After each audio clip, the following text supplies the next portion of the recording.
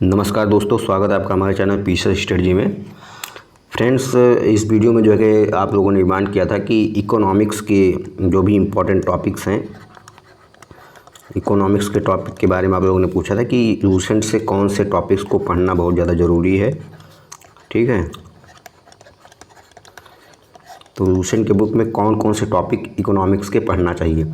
Lucent की ही book क्यों, मतलब कि अगर प्री के रिकॉर्डिंग देखें तो चाहे जो बुक आप पढ़ रहे हो, तो जहाँ से जो ज़्यादा क्वेश्चन पूछता है यूपीपीसीएस के प्री में, तो वो टॉपिक्स मैं बताऊंगा कि यही टॉपिक्स आपको मतलब ज़्यादा से ज़्यादा टाइम देना चाहिए इस पर। इसके अतिरिक्त जो भी टॉपिक है वहाँ से बहुत कम क्वेश्चन आते हैं, और इकोनॉमिक्स में आपको पता होगा कि ट्रेडिशनल क्वेश्चन बहुत कम होते हैं। ज़्यादातर क्वेश्चन इसमें जो पूछे जाते हैं फ्रेंड्स, वो करंट ओरिएंटेड होते हैं। किस टाइप के क्वेश्चन ज़्यादा पूछे जाते हैं? करंट ओरिएंटेड टॉपिक ज़्यादा इसमें होते हैं। ठीक है, तो करंट टॉपिक को आपको ज़्यादा पढ़ना है। जैसे करंट अफेयर होता है इकोनॉमिक्स का, वो ज़्यादा इंपॉर्टेंट होता है।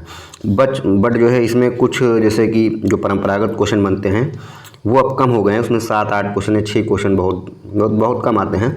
तो उसमें से मैं बता रहा हूँ कौन कौन से टॉपिक आपको ज़रूर पढ़ने चाहिए, जहाँ से आप जो है कम पढ़ के भी जो है नंबर प्राप्त कर सकते हैं।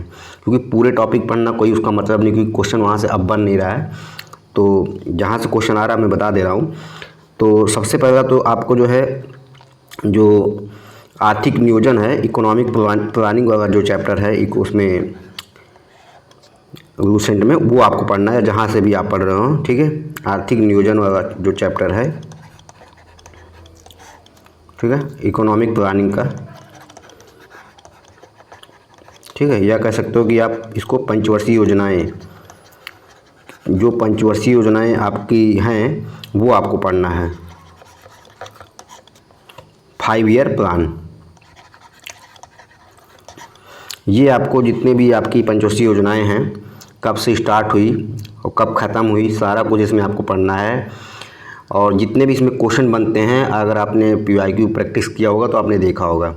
ठीक है, तो इसमें बहुत सारे क्वेश्चन बन जाते हैं। जैसे कि इसमें कोई कौन सी पंचवर्षीय योजना में किस मॉडल पर बेस्ड था, पहला क्वेश्चन तो यही बनता है। तो इस तरीके से आपको पढ़ना है, किस मॉडल पर बेस्ड था, हेराल्ड-डोमर मॉडल था या PC महालनोबिस मॉडल, मतलब वो आपको पढ़ना है। वो आप देखेंगे खुद ही समझ जाएंगे।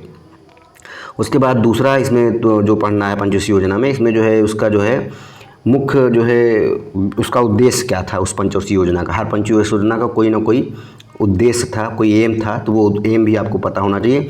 साथ ही उस पंचवर्षीय योजना में कुछ महत्वपूर्ण कार्य किए गए, जैसे कुछ संस्थाओं का स्थापना की गई, कुछ इंडस्ट्रीज़ बनाई गई, कहाँ कहाँ पे बनाई गई। ठीक है, दूसरी में जैसे बनाया गया कुछ इंडस्ट्री की स्थापना। ठीक है, तो उसमें ऑप्शन में आ जाता है, पूछ लेता है कि निम्नलिखित में से कौन सी जो इंडस्ट्री है, जैसे कि छत्तीसगढ़ में है और झारखंड में बनाई गई, तो उसमें से एक ऑप्शन दे देगा कि इसमें कौन सा नहीं है, वो बाद में स्थापित की गई थी। तो इस तरीके से आपको पढ़ना है। कि साथ ही जैसे कि 5 वो जो है बागवानी मिशन किस पंचवर्षीय योजना में आया, नाबार्ड की स्थापना किस पंचवर्षीय योजना में आया। तो बेसिकली इसमें बस आपको ये करना है कि जब आपको सारा पंचवर्षीय योजना का टाइम पीरियड अच्छे से पता होगा तो आप आसानी से कर पाएंगे। अगर कोई आपको पता है कि नाबार्ड की स्थापना 1982 में हुई थी, तो आप सीधी सी अगर बात है, अगर आप जब उसको देखेंगे अच्छे से और याद करेंगे तो आप समझ जाएंगे कि 1982 का प्लान है वो किस ईयर में आया था। जब आपको पता होगा पंचवर्षीय योजना के बारे में कि हाँ ये पंचवर्षीय योजना इतना से इतने टाइम तक थी, तो आप सीधी सी बात निकाल लेंगे उसको। जब आपको पता होगा कि राष्ट्रीय बागवानी मिशन 2005 में आया था, तो आप इस तरह से उसको याद नहीं करना कि ये इसमें था। बस आपको वो अगर फैक्ट याद है कि हाँ ये इस टाइम में आया था और ये पंचवर्षीय योजना का टाइम इससे इस टाइम तक था, तो आप सीधी सी बात आसानी से कर पाएंगे। तो जो महत्वपूर्ण चीज़ें जिसमें हुई, जैसे 5 ईयर प्लान जो है, उसमें गरीबी उन्मूलन का नारा किस पंचवर्षीय योजना में दिया गया, तो इस टाइप के क्वेश्चन पूछे जा रहे हैं। जो महत्वपूर्ण चीज़ें हैं वो मैंने बता दिया। इसी में आप इसी तरीके से आपको पंचवर्षीय योजना को पूरा फिनिश करना है। ठीक है, यहाँ से 1-2 क्वेश्चन अक्सर आ जाते हैं और अभी भी इसका इंपॉर्टेंस है और आप पेपर उठा के भी देख सकते हैं। और जो दूसरा सबसे इम्पोर्टेंट टॉपिक है फ्रेंड्स, वो है कमेटीज। ठीक है, समितियाँ। समितियों से फ्रेंड्स एक क्वेश्चन आ जाता है हर बार। जो भी समितियाँ बनाई गई, चाहे वो बैंकिंग से संबंधित हो, चाहे एग्रीकल्चर से संबंधित हो, चाहे गरीबी से संबंधित हो, चाहे बेरोजगारी से संबंधित हो, ये सारी जो है एक टर्मिनोलॉजी इकोनॉमिक्स से रिलेटेड है। तो जो भी कमेटीज़ इसमें दिया हुआ है, इसमें एक बॉक्स है, उसमें देखेंगे आप तो कमेटीज़ दी गई हैं। अगर नहीं भी दिया गया है कुछ, अगर जैसे एक्स्ट्रा बच जाता है, तो आप उसको अदर सोर्सेज से कंप्लीट कर सकते हैं। तो कमेटी जो है यूपीपीसीएस एग्ज़ाम के लिए बहुत ही महत्वपूर्ण और पसंदीदा टॉपिक माना जाता है। तो इसको आप अच्छे से तैयार करिए। यहाँ से भी 1 से 2 क्वेश्चन, एक क्वेश्चन कम से कम एक क्वेश्चन तो आता ही आता है। ठीक है। तो दूसरा टॉपिक आपका क्या होगा, कमेटीज़, ठीक है, समितियाँ हो गया। और जो वर्तमान में भी अब क्या होगा, हो सकता है कि पुरानी कमेटीज़ ना पूछी जाएँ, तो उसके जगह पर नई कमेटी जो सभी हाल ही में सरकार द्वारा बनाई जा रही है वहाँ से क्वेश्चन भी बन सकता है, वो करंट का क्वेश्चन हो जाएगा। तो आपको जो है ऐसा नहीं है कि अगर पुरानी नहीं आ रही तो नहीं आ जाएगी, बट जो है आपको पुरानी और नई दोनों तैयार करना है, रिस्क नहीं लेना है, क्योंकि बहुत ज़्यादा टॉपिक आपको इकोनॉमिक्स में कंप्लीट नहीं करना है, कम ही टॉपिक पढ़ना, तो कम से कम एटलीस्ट इसको तैयार किया ही जाए। साथ ही फ्रेंड जो तीसरा सबसे मोस्ट इम्पॉर्टेंट है वो इसमें जो है बैंकिंग रिफॉर्म्स, ठीक है, बैंकिंग रिफॉर्म से संबंधित क्वेश्चन इसमें बनाए जाते हैं। जैसे कि जो बैंकों का राष्ट्रीयकरण किया गया था first time, second time, third time, कितने बैंकों का किया गया था, कौन कौन से बैंक है, वर्तमान में कितने राष्ट्रीय बैंक है, हाँ, कितने सरकारी बैंक है, निजी बैंक है, तो इस तरह के क्वेश्चन भी अब बनाए जा रहे हैं। तो ये आप कर लेंगे थोड़ा बैंकिंग रिफॉर्म से संबंधित कि शुरुआत में सबसे पहले 14 बैंकों का राष्ट्रीयकरण कब किया गया था, 8 बैंकों का राष्ट्रीयकरण कब किया था, इसका डेट आप याद कर सकते हैं, और वर्तमान में कितनी जो है बैंकें हैं जो सरकारी हैं, राष्ट्रीय बैंक हैं, तो ये भी आपको पता होना चाहिए। अभी जो है ये अपडेट हो गया डेटा, तो इसको आप देख लेंगे, जो करंट का कोई भी मैगजीन आएगा तो वहाँ पे अगर अच्छे से कवर किया होगा तो वहाँ पे आ जाएगा ये। तो बैंकिंग रिफॉर्म आप चैप्टर देखेंगे। ये जो मैं बता रहा हूँ फ्रेंड्स टॉपिक, यही टॉपिक आपको पढ़ना है, यहाँ से 100% क्वेश्चन हर बार पूछे जाते हैं, यही सबसे ज़्यादा इंपॉर्टेंट भी है। और चौथा टॉपिक फ्रेंड्स है स्कीम्स,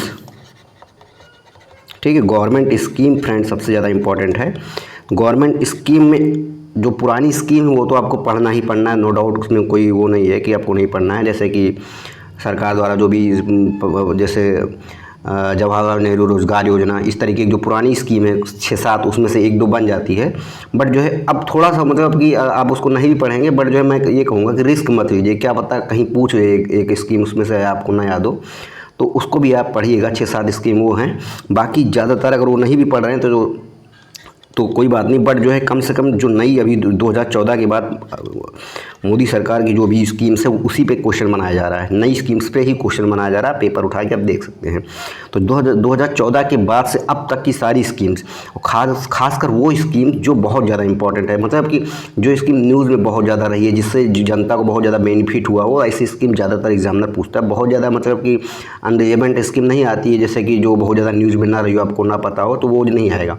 बट हाँ, जो जिससे बहुत ज़्यादा इफेक्ट पड़ा हो समाज पर, तो वो आ सकता है। जैसे कि हर बार आप देखते होंगे प्रधानमंत्री जन धन योजना, स्वच्छ भारत मिशन अभियान, ठीक है, प्रधानमंत्री गरीबी उन्मूलन योजना, हाल ही में जो है प्रधानमंत्री वो फ्री अन्न वितरण योजना वाला जो भी आया है, आत्मनिर्भर भारत अभियान कब आया है, इसी तरीके से जो नई नई स्कीम्स लॉन्च की जा रही हैं। और अभी तक 2024 तक अपडेट में करके बता रहा हूँ, 2024 में भी जो स्कीम आई वो भी आपको पता होना चाहिए कब आई है। स्ट्रीट वेंडर योजना, खास करके जो 2019 के बाद से कुछ योजनाएं जो अभी आफ्टर कोविड जो योजनाएं सरकार द्वारा लॉन्च की गई, वहाँ से भी 1-2 स्कीम्स आ रही हैं, अब 1-2 स्कीम पहले की। इसमें बस पूछ ये रहा है कि उसका वर्ष दे दे रहा है और स्कीम दे दे रहा है कि इसको आप जो है मैचिंग करिए। तो किसी भी तरीके से आप इसको याद करिए, जैसे बेटी बचाओ बेटी पढ़ाओ योजना हो गया, तो ये योजनाएं जो है क्या हो मैचिंग की जा रही है। तो एक क्वेश्चन आपका यहाँ से तैयार हो जाएगा। आप स्कीम्स को अच्छे से नोट कर लीजिए कि 2014 में कौन कौन सी स्कीम थी, इसे नोट पेज में बना सकते हैं आप। 15 में कौन कौन सी थी, 16 में कौन कौन सी, 17 में कौन कौन सी थी। तो अगर आपको थोड़ा बहुत तो वो याद रहेगा, तो आप अगर 1-2 भी 4 में से याद आ जाएगा, तो आप वहाँ पर मैचिंग की जाता कर ले जाएंगे। ऐसा नहीं कि 4 के चारों आपको याद रहेगा तभी आप अच्छे से कर पाएंगे, ठीक है। तो ये काम आप करेंगे, स्कीम से क्वेश्चन जो है आप याद करेंगे। उसके बाद जो सबसे मोस्ट इम्पॉर्टेंट टॉपिक है वो है महत्वपूर्ण बैंकिंग संस्थाएं जो भारत की हैं, उसमें जैसे कि आप देख सकते हैं, जैसे इंस्टीट्यूशन जो हैं बैंकिंग की स्थापना, जैसे कि आरबीआई की स्थापना की गई, किस एक्ट के माध्यम से आया था, किस समिति ने इसका सुझाव दिया था। एसबीआई की स्थापना, मतलब जो बैंकिंग संस्थाएं हैं, सबसे पहला बैंक उनका पीएनबी से रिलेटेड क्वेश्चन, आरआरबी बैंक, ठीक है, ये सब क्वेश्चन। राष्ट्रीय ग्रामीण बैंक की स्थापना कब की गई थी, एलआईसी की स्थापना कब की गई थी, ये इसमें जो जिस समिति ने सुझाव दिया था वो, और साथ ही इसकी स्थापना कब की गई थी। सेबी की स्थापना कब की गई थी। तो ये जितने भी बैंकिंग रिफॉर्म्स हैं, इसमें जो है बैंकिंग जो भी हैं, जैसे कि इरडा की स्थापना की गई, कब की गई, इसका क्या कार्य है मुख्यतः, उसमें आप देंगे सिडबी का क्या काम कार्य है, इसकी स्थापना कब की गई, इसका हेडक्वार्टर कहाँ पे, हेडक्वार्टर भी पूछता है फ्रेंड, तो हेडक्वार्टर भी आप तैयार करेंगे, इसकी स्थापना कब की गई, तो ये सबसे सेबी की स्थापना कब की गई, इसका क्या वर्क है। ये जो हैं बैंकिंग के महत्वपूर्ण जो बैंकिंग संस्थाएं हैं, चाहे वो जिससे भी रिलेटेड हो, चाहे वो जो है जीवन बीमा से संबंधित हो या शेयर से संबंधित हो या वो जो है इंटरेस्ट से संबंधित हो, तो ये सब आप जो है तैयार करेंगे। यहाँ से भी एक क्वेश्चन आता है। और उसके बाद जो सबसे महत्वपूर्ण टॉपिक है इकोनॉमिक्स का, वो है ग्राफ। एक क्वेश्चन ग्राफ से हर बार एक पसंदीदा टॉपिक है। जैसे कि क्वेश्चन आ जाता है कुजनेट्स कर्व, कुजनेट्स कर्व के बारे में बताइए, गिनी गुणांक या गिनी कर्व के बारे में बताइए, ठीक है। और लॉफिंग कर्व एक होता है शायद, आई थिंक मुझे याद नहीं आ रहा है, बट हाँ लॉफिंग कर्व ऐसे कुछ करके है फ्रेंड्स। तो वहाँ मतलब इस टाइप के कुछ हैं टर्मिनोलॉजी, देख लीजिएगा आप। तो वहाँ से 4-5 कर्व हैं, चार या 5 कर्व हैं आई थिंक। तो 4-5 कर्व जो हैं उनका जो है क्या मुख्यतः जो है उद्देश्य है, क्या उसमें जो है थोड़ा सा उसके बारे में जान लीजिएगा। इस कर्व कैसा बनता है, एक बार ये पूछा था, कुजनेट का आकार यू आकार, उल्टा यू आकार होता है, एक सीधा यू आकार होता है। तो ये क्वेश्चन यहाँ से एक बन जाता है। तो ये जो टॉपिक मैंने बताया है यही आपको ज़्यादातर इसी पे आपको फोकस रहना है। साथ ही में कुछ बैंकिंग इकोनॉमिक्स के इकोनॉमिक कॉन्सेप्ट आपको कुछ पता होना चाहिए, जैसे कि रेपो रेट क्या होता है, रिवर्स रेपो रेट क्या होता है, बैंकिंग दर क्या होता है, ये कभी कभी क्या हो जाता है। और साथ में जीडीपी क्या होता है, नेशनल जीडीपी एनएनपी क्या होता है, तो इसमें ये कभी कभी पूछ लेता है। तो ये आपको जो है अच्छे से पता होना चाहिए। थोड़ा सा बैंकिंग का जो है इकोनॉमिक्स का सिंपल जो कॉन्सेप्ट है वो आना चाहिए। कभी कभी जो है कॉन्सेप्ट के बेस में ये क्वेश्चन आ जाता है। और अगर मैं करंट अफेयर में फ्रेंड्स बात करूँ, ये जो है आपको दूसरे से जो मैंने बताया इतना आपको एटलीस्ट पढ़ना ही पढ़ना है, ठीक है।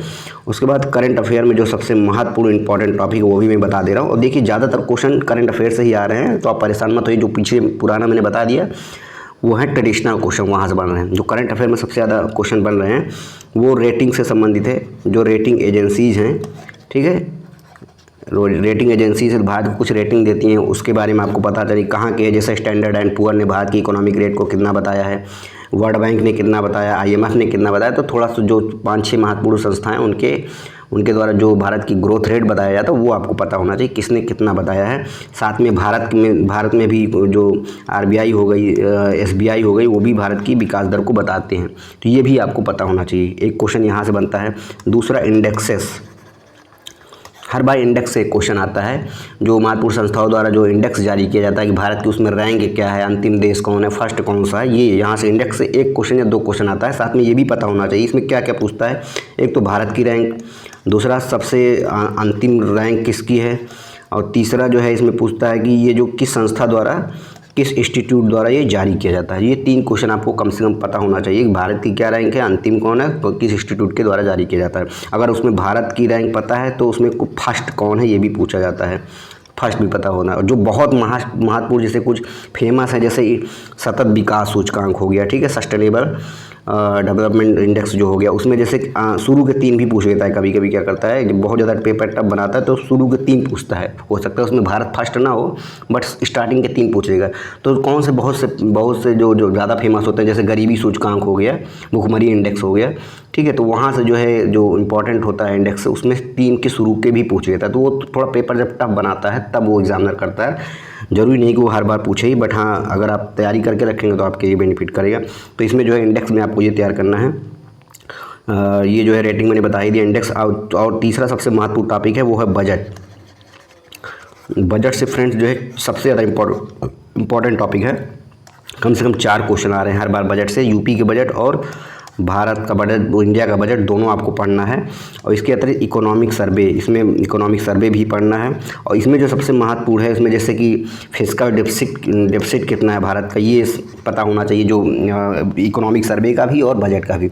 और ये उत्तर प्रदेश का भी पता होना चाहिए, ठीक है। राजकोषीय घाटा कितना होता है, प्राथमिक घाटा कितना होता है, ये क्वेश्चन हर बार एक क्वेश्चन यहाँ से भी बना रहा है, तो इसको आप पता होना। साथ ही में जो है कुछ स्कीम्स, जैसे इस बेस्ड क्वेश्चन पूछ रहा है कि निम्नलिखित में से कौन सी स्कीम इस वर्ष बजट में नहीं शामिल की गई, कौन सी स्कीम इस बार थी, तो स्कीम पे भी आपको ध्यान रखना है। तो ये आप जब करेंगे PYQ तो आप खुद समझ जाएंगे कहाँ से क्वेश्चन ज़्यादातर बना रहा है। करंट अफेयर में इकोनॉमिक सर्वे मैंने बता दी, इकोनॉमिक सर्वे से आपको अच्छे से पता होना चाहिए। साथ में जो है इकोनॉमिक्स में ही कृषि का कुछ आता है, कृषि संबंधित क्वेश्चन आ जाते हैं। इसमें उत्पादन वगैरह आपको पढ़ना है, कौन सा देश कौन से राज्य सबसे ज़्यादा उत्पादित कर रहा है, कौन से खाद्यान्न का, वो आपको पता होना चाहिए। साथ ही वर्ल्ड का भी पता होना चाहिए कि कहाँ सबसे ज़्यादा उत्पादन हो रहा है।